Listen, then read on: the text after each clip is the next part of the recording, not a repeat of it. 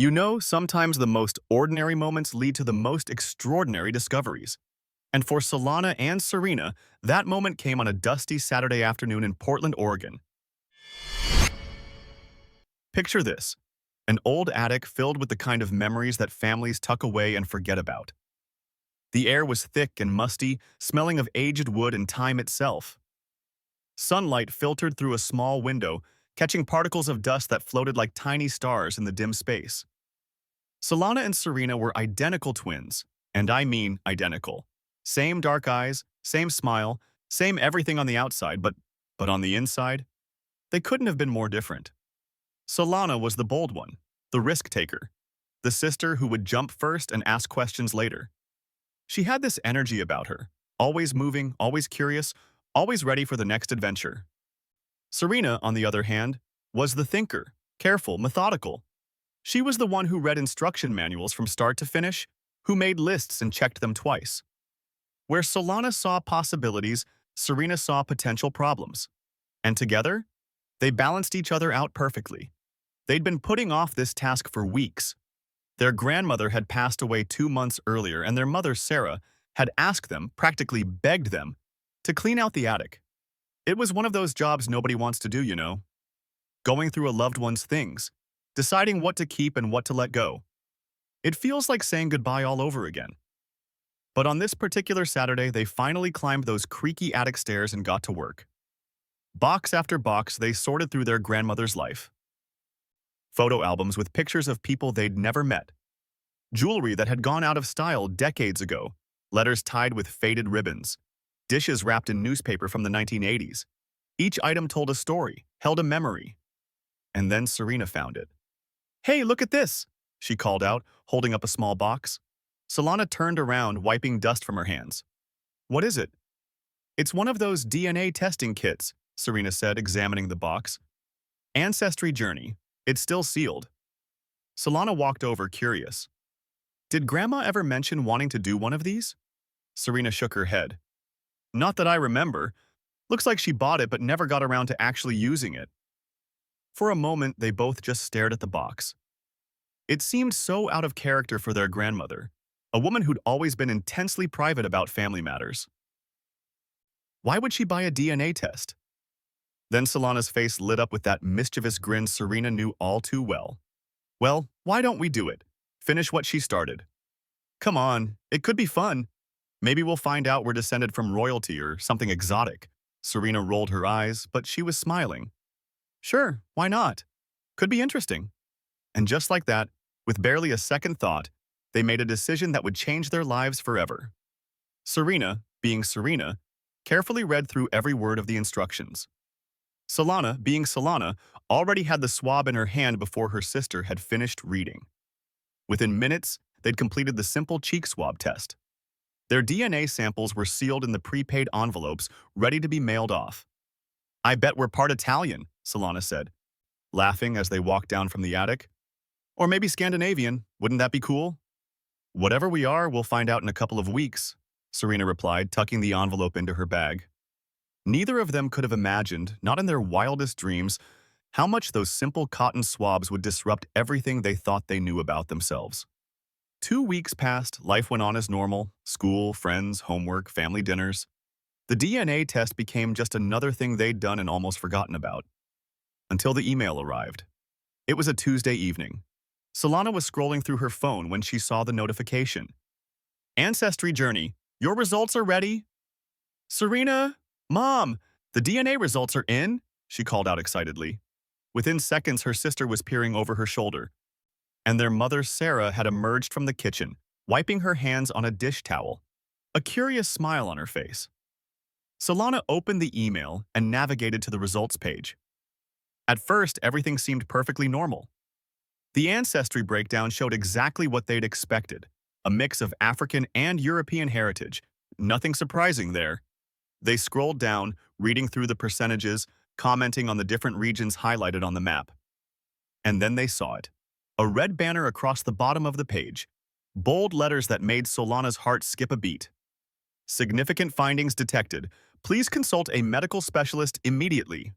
The room went quiet. That excited, playful energy drained away in an instant. "What does that even mean?" Serena asked, her voice suddenly small and uncertain. I, I have no idea, Solana replied, staring at the screen. Her hands had started to shake slightly. They both turned to look at their mother. And that's when they knew something was seriously wrong. Sarah's warm smile had vanished. Her face had gone pale, and her hands, those steady hands that had comforted them through every childhood fear, were trembling as she took the phone from Solana. She stared at the alert for what felt like an eternity. When she finally spoke, her voice wavered in a way the twins had never heard before. "Let's not panic," she said, though she was clearly panicking herself. "We'll take these results to Dr. Martinez tomorrow morning and get this sorted out. I'm sure it's nothing serious, probably just some kind of genetic marker or something. These tests they can flag things that aren't really problems." But the way she said it, the way she couldn't quite meet their eyes, told a different story. Serena reached for her mother's hand. "Mom, you're scaring us." Sarah pulled both girls into a hug. "I'm sorry, sweethearts. I'm sure it's fine. We'll go see Dr. Martinez and he'll explain everything. Try not to worry, okay?" But that night, none of them slept well. Solana lay in her bed, staring at the ceiling. That red banner burned into her mind. Serena tossed and turned, her careful, analytical brain running through every possible scenario. And downstairs, Sarah sat at the kitchen table, the phone clutched in her hand, that alert glowing in the darkness. What could possibly be so significant that it required immediate medical attention? What had those DNA tests found? The next morning felt surreal. The drive to Dr. Martinez's clinic in downtown Portland was quiet. The kind of heavy, uncomfortable silence that fills up all the space in a car and makes it hard to breathe. Solana watched the familiar streets roll by, everything looking the same as it always had, even though she felt like her entire world was shifting beneath her feet. The clinic waiting room was exactly as it always was, sterile, with that sharp antiseptic smell that all medical offices seem to have. Magazines nobody ever reads sat in neat stacks. A fish tank bubbled quietly in the corner. Solana's leg bounced nervously. She couldn't keep it still. Serena had her phone out, scrolling mindlessly through social media, not actually reading anything, just needing something to do with her hands. Sarah sat perfectly still, gripping her purse so tightly her knuckles had turned white. Her eyes were fixed on the door leading to the examination rooms, as if she could will it to open and deliver good news through sheer force of concentration. "Chen family?" a nurse finally called. They stood up as one unit and followed her down the hallway. Their footsteps echoed on the linoleum floor. Every step felt heavy, important, like they were walking towards something that couldn't be undone. Dr. Martinez was in his office, standing by his desk with that same warm professional smile he always had. He'd been their family doctor for years. They trusted him completely. "Good morning, ladies," he said, gesturing to the chairs across from his desk. "Please sit down." They sat. Dr. Martinez opened a file on his desk. Their DNA results, Solana realized, and began reading through them. At first, his expression was neutral, professional, but as his eyes moved down the page, something changed. His smile faltered. His eyebrows drew together. He flipped to another page, then back to the first, as if checking something he couldn't quite believe. "Is everything okay?" Sarah asked, leaning forward. Dr. Martinez looked up, and for the first time since they'd known him, he looked uncertain, troubled. "I need to review this more thoroughly before I say anything definitive," he said carefully. "Do you mind if I step out for just a moment? I need to make a quick call." Without waiting for an answer, he stood and left the room, closing the door behind him with a soft click that somehow sounded as loud as a gunshot in the sudden silence. The clock on the wall ticked. Each second stretched out impossibly long. "Mom, what's happening?" Serena whispered, her voice cracking. "What did he see?" "I don't know, sweetheart," Sarah replied, but there were tears forming in her eyes. "I don't know." 5 minutes passed. 5 minutes that felt like 5 hours. Solana reached for her sister's hand. Serena grabbed it and held on tight. And then the door opened. But it wasn't just Dr. Martinez who walked in. 2 police officers stood behind him. Full uniforms. Serious expressions. The kind of faces that meant business. Everything seemed to move in slow motion. Solana and Serena, one of the officers said, his voice firm and official. We need you to come with us to the station. Sarah shot out of her chair like she'd been electrocuted. Absolutely not. What is this about? They're just teenagers. They haven't done anything wrong. Dr. Martinez raised his hands, trying to calm the situation. Mrs. Chen, please. There's been a finding in their DNA results that requires immediate legal investigation. I can't discuss the details here, but this is a matter of criminal importance. Criminal importance. Those two words hung in the air like poison. Solana felt her world tilting. What did we do? She asked, her voice shaking. We just took a DNA test. What could we have possibly done? This isn't about anything you've done, the second officer explained, his voice slightly softer. It's about something that's been discovered, something in your genetic profile.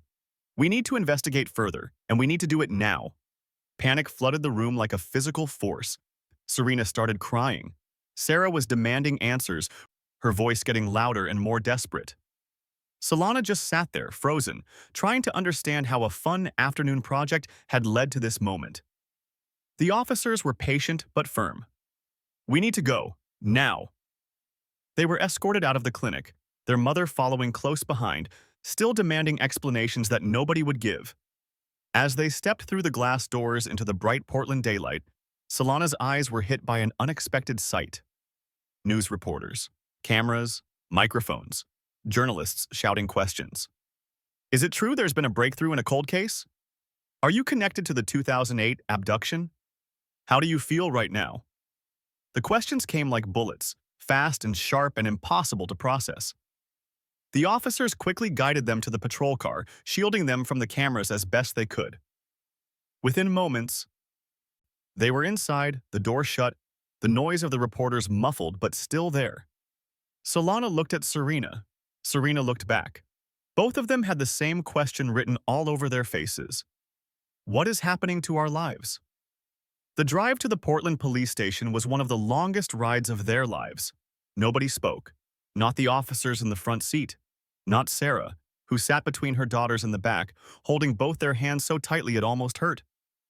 Not Solana, who stared blankly out the window, watching her city, her home, pass by like it belonged to someone else's life now. And not Serena, who had stopped crying but couldn't stop the questions spinning through her mind. What had that DNA test found? What did it have to do with a crime? And why were police officers treating them like they were part of something terrible? They weren't criminals. They were just two 17-year-old girls who'd found their grandmother's old DNA kit in an attic. The police station was exactly like you'd see in movies. Busy, loud, people rushing around with files and coffee cups. But Solana and Serena barely noticed any of it.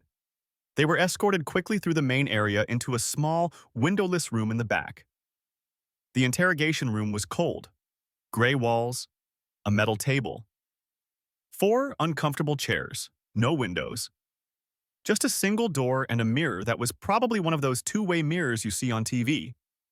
They sat down, the 3 of them on one side of the table, and waited. Minutes passed. Sarah kept checking her phone, probably trying to figure out if she should call a lawyer, but she seemed too shocked to know what to do. Then the door opened, and a man walked in. He was tall, probably in his 50s, with graying hair and sharp eyes that looked like they'd seen too much sadness in his career.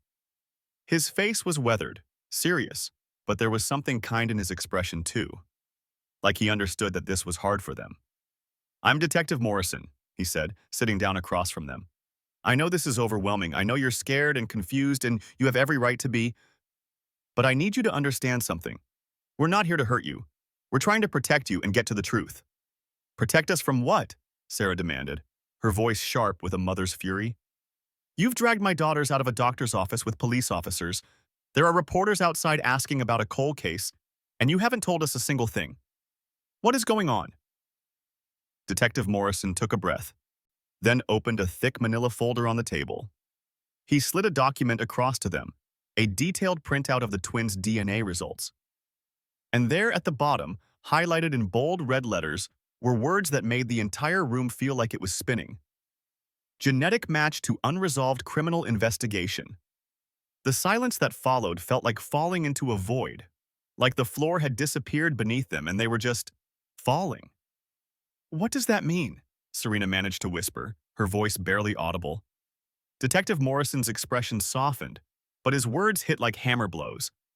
It means your DNA has matched biological evidence that was collected from a crime scene. A case that's remained unsolved for 17 years. Sarah's face drained of all color. What kind of crime?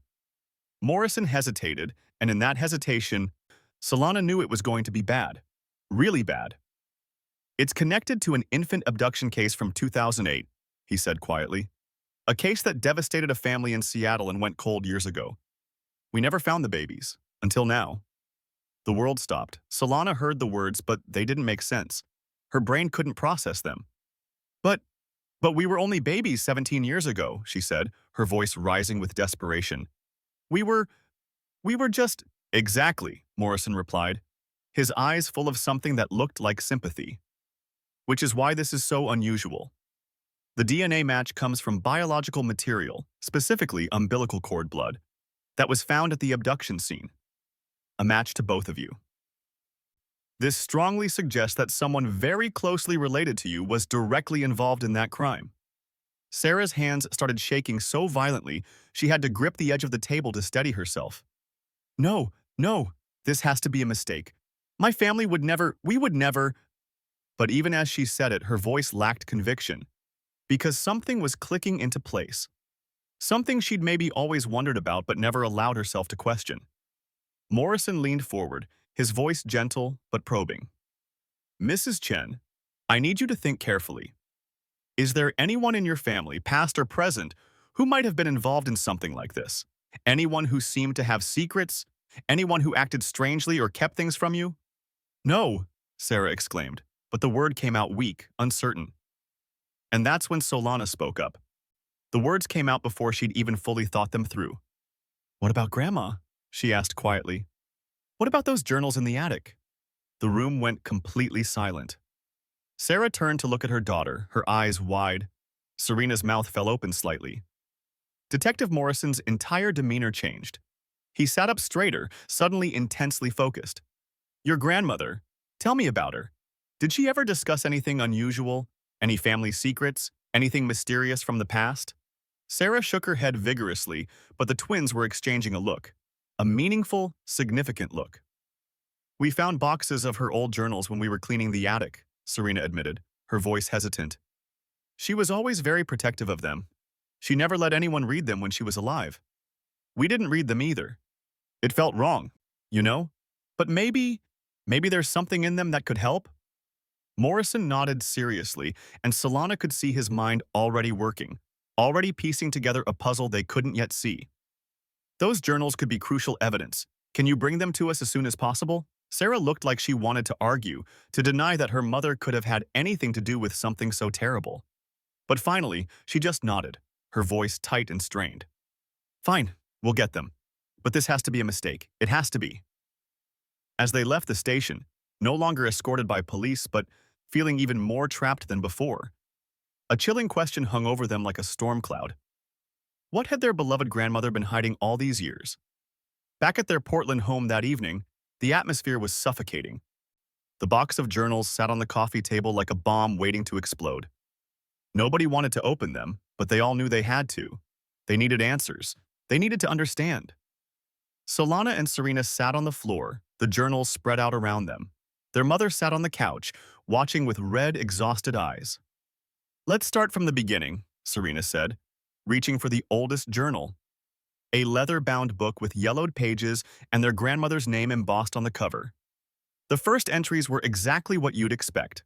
Normal, innocent.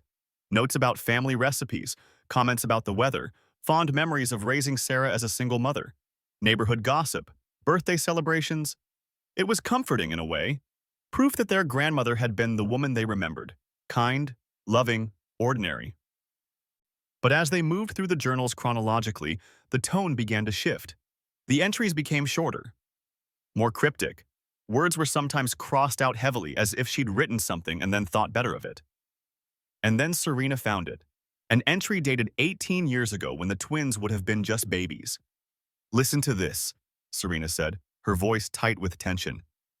She read aloud, The night it happened, I couldn't sleep. I heard a car pull up around 2 a.m., and every instinct told me something wasn't right. When I found the package left at my door, my heart stopped beating. I didn't want to get involved, but what choice did I have? I had to protect them. They were so small, so helpless. The words hung in the air like smoke. "What package?" Solana asked, her voice rising. "What is she talking about?" Sarah leaned forward, her hands trembling. "Keep reading. We need to know everything." Serena flipped forward several pages to an entry dated months later. "They're safe now, growing beautifully, but I can't stop thinking about that night. Every time I look at them, I wonder if they'll ever find out the truth. I'm taking this secret to my grave. They can never know. It would destroy everything." The room fell into stunned silence. "Them," Solana repeated slowly, the realization dawning like a terrible sunrise. "She's talking about us, isn't she?" Tears were streaming down Sarah's face now. "No, no, this doesn't make sense. You're my daughters. I gave birth to you. I remember being pregnant. I remember—" But even as she said it, doubt crept into her voice. Had she been pregnant? Or had her mother told her a story, arranged something, convinced her that the babies were hers through some private adoption? The twins kept reading, their hands shaking as they turned page after page. The grandmother's journal painted a picture they could barely comprehend. A car pulling up late at night. A desperate man leaving behind a carrier with 2 infant girls. No names. No explanations. Just cryptic references to danger, guilt, and a solemn promise to protect the babies at all costs. "Do you think—" Serena's voice broke completely. "Do you think we were taken? Stolen from someone?" Sarah buried her face in her hands, her body shaking with sobs. "I don't know anymore. I thought you were mine. God help me. I never questioned it. Your grandmother told me she'd arranged a private adoption through someone she trusted. I never looked deeper. I trusted her completely." Then Solana saw it. Tucked into the back of one of the final journals, taped carefully to the inside cover, a single envelope. Her hands trembled as she peeled it away and opened it. Inside were 2 pieces of paper. Official documents, birth certificates, but not the ones they'd seen before. Not the ones they'd used their whole lives. "Look at the names," Solana said, her voice hollow as she pointed to the parent information. The mother's name was listed simply as unknown. But the father's name sent a wave of ice-cold fear through all of them. Marcus Holloway. None of them recognized it, but they all knew somehow that this name was the key to everything. The next morning, they returned to the police station with the journals and the birth certificates. Detective Morrison's reaction when he saw the name Marcus Holloway confirmed their worst fears. His face went pale. He sat back in his chair, staring at the document like he'd seen a ghost. "Marcus Holloway," he said, his voice grim and heavy. "This man, he was the prime suspect in the 2008 infant abduction case. Twin girls, 6 months old, taken from their home in Seattle while their mother was sleeping in the next room. The case destroyed that family, completely tore them apart. Holloway vanished without a trace shortly after the abduction, and the case went cold. We searched for years. We never found the babies." He looked up at Solana and Serena, and there was genuine emotion in his eyes now. "Until now," he said quietly, "you are those babies. You're the children that a family in Seattle has been searching for all these years." The revelation hit like a physical blow. Solana felt like she couldn't breathe. Serena made a small, broken sound. They weren't just connected to an unsolved case. They were the case. They were the missing children, the stolen babies, the mystery that had haunted a family for 17 years. "But why?" Serena asked, her voice desperate. "Why would someone leave us at Grandma's house in Portland? Why not just keep us or—" She couldn't finish the sentence. The possibilities were too dark. Detective Morrison's investigation over the following days uncovered truths that were somehow both terrifying and heartbreaking. Marcus Holloway had been a low-level operative in a human trafficking network that operated along the West Coast. The working theory, the one that kept Morrison awake at night, was that Holloway had taken the twins as leverage or payment for a debt. Babies were valuable in certain dark circles. Worth money. Worth favors. But then something had changed. Maybe Holloway had developed a conscience. Maybe the investigation had gotten too close and the babies had become too dangerous to keep. Maybe he genuinely wanted to save them. Another journal entry provided the most crucial piece of the puzzle. He came back tonight, demanding to know where they were. I lied. I told him I'd given them to an adoption agency, that they were gone, untraceable. He threatened me, said he'd return. But I'll never tell him the truth. I have to keep them safe, no matter what it costs me. Who was threatening her? Solana wondered aloud. Holloway or someone else? Someone worse?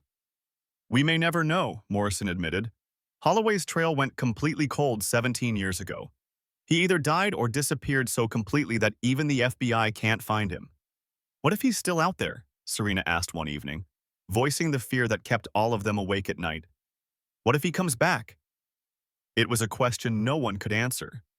Meanwhile, the twins struggled with questions that cut even deeper than fear. Who were they, really?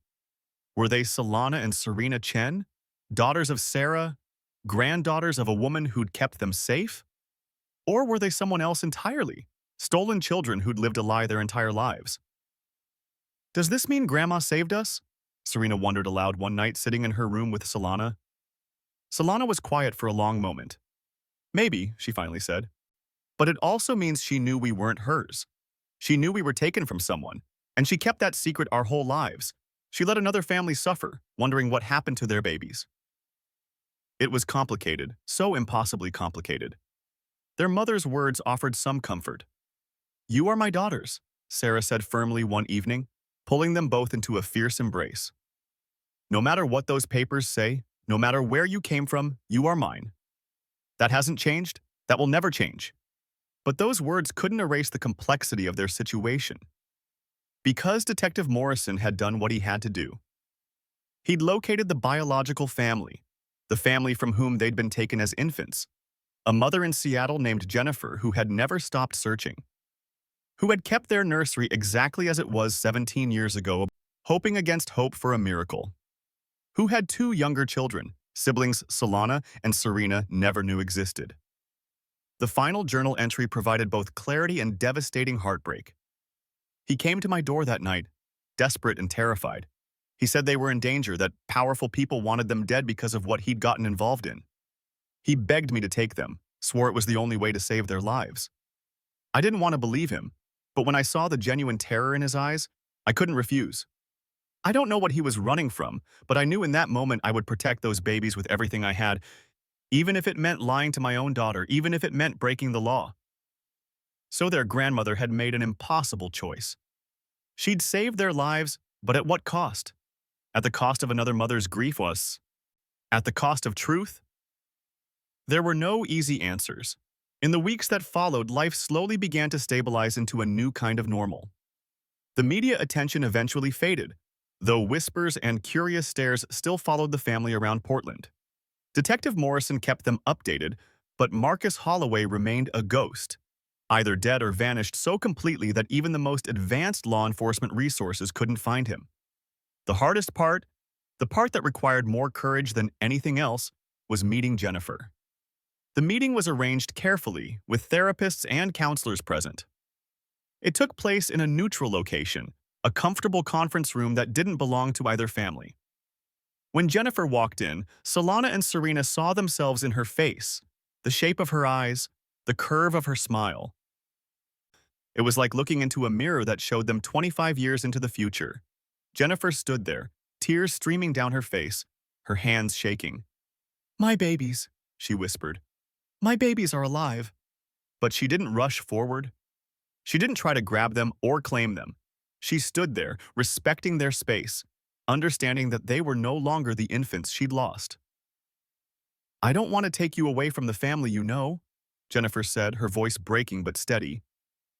"I can see that you've been loved. I can see that you've had a good life. I don't want to destroy that. I just want to be part of your life if you'll let me. I want to know the amazing young women you've become." It wasn't a fairy tale reunion. It wasn't simple or perfect, but it was real. And it was a beginning.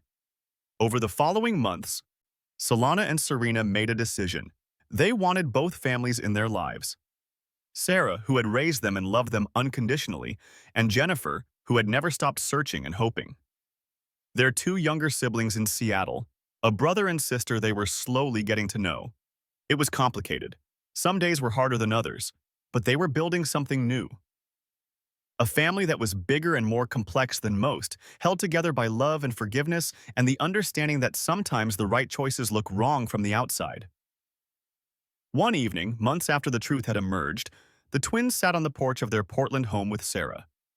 The sun was setting over the city, painting the sky in shades of orange and pink and purple. It was beautiful, the kind of beauty that reminds you that life goes on, even after your world has been turned upside down. Grandma did what she thought was right, Serena said quietly, watching the colors shift and change.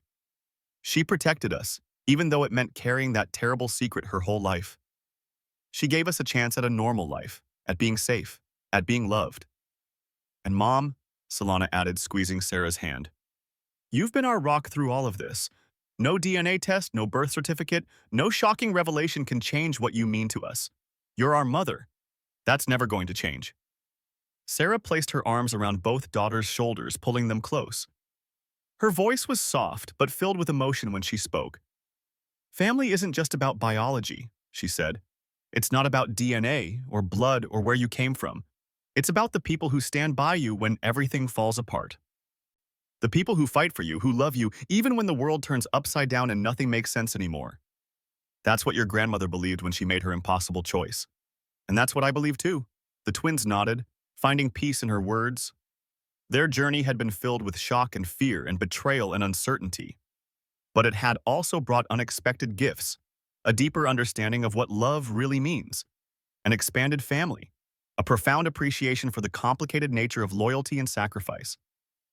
As darkness fell over Portland and stars began to appear in the sky one by one, Sarah spoke again, her voice steady and sure. Remember this, always. No matter where you come from, no matter what circumstances brought you into this world, it's the choices you make and the love you give that define who you are. Not your DNA, not your past, not the secrets other people kept. You get to decide who you are. Never let anyone else decide that for you. Solana and Serena smiled, leaning against their mother as the night grew deeper around them. They watched the stars appear, each one a tiny point of light in the darkness. Hope, possibility, new beginnings. Their story wasn't just about mystery and crime and shocking revelations. It was about something much more powerful than that. It was about the resilient, complicated, beautiful nature of family.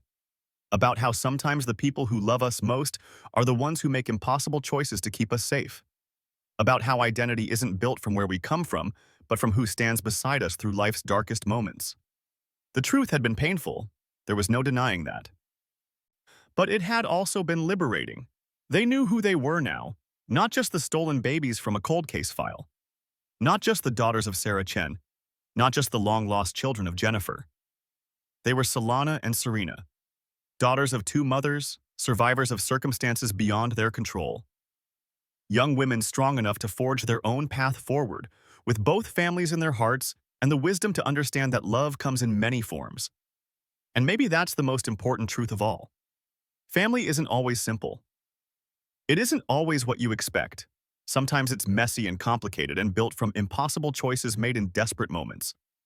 But when it's real, when it's built on love and sacrifice and the fierce determination to protect the people who matter, it's stronger than any secret, deeper than any blood tie, and more enduring than any truth that tries to tear it apart.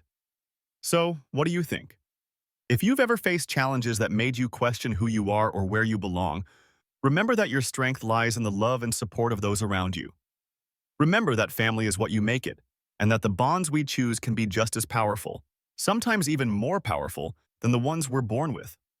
Solana and Serena's story reminds us that identity is complicated. That truth can be both painful and healing, and that sometimes the greatest act of love is making an impossible choice to protect someone, even if it means carrying a terrible secret forever. If this story moved you, share it with someone who might need to hear it.